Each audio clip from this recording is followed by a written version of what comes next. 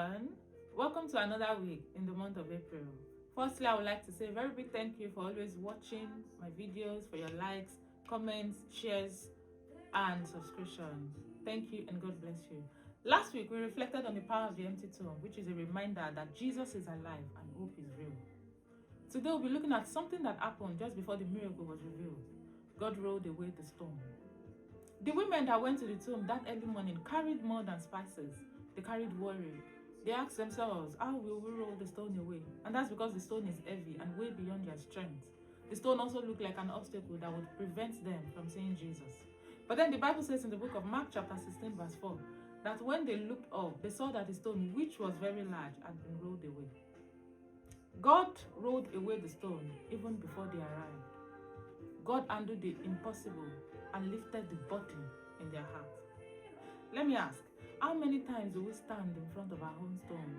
Be it stone of fear, anxiety, disappointment, delay, or unanswered prayers.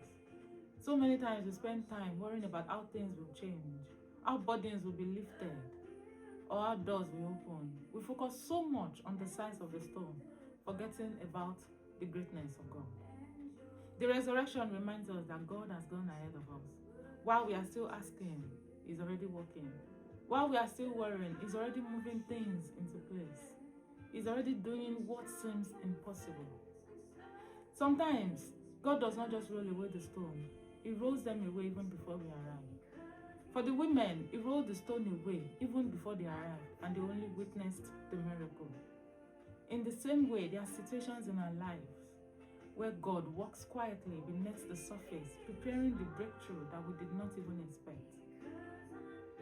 Are you standing in front of a stone, be it a challenge, a burden on your heart, a season that feels stuck, or a decision that you need to make? Let this message be a reminder to you that you are not facing the stone alone.